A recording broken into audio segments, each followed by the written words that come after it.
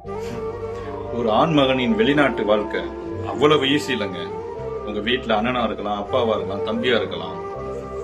ஆனா யாரா இருந்தாலுமே அங்க ஒரு ப்ரொபோஷனல் ஜாப் இல்ல அப்படின்னா அவங்க கிடைச்ச வேலையை பார்த்துக்கிட்டு கிடைச்ச சாப்பாடை சாப்பிட்டுக்கிட்டு ஒரு பிளாட்ஃபார்ம்ல படுத்துட்டு எல்லா சொந்தமும் இருந்தும் அங்க ஒரு அனாதை மாதிரி தாங்க இருந்தாங்க. குடும்பத்தை பிரிஞ்சு வாழ்றதே கஷ்டம், இதுல கஷ்டமான வேலையை பாக்குறது எவ்வளவு பெரிய கஷ்டங்க.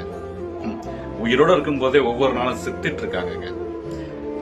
இங்க நம்ம நாட்டுல இருக்கிறவங்க எல்லாம் நம்ம அப்பா ஃபாரின்ல வேலை பாக்குறாரு அப்படின்ட்டு தேவைக்கு அதிகமா செலவு பண்ணிட்டு போறோம். பட் ஆனா அதெல்லாம் தன்னோட அப்பாவோட அண்ணனோட ரத்தமும் வேர்வையுங்கிறத தயவு செய்து மறந்துடாதீங்க.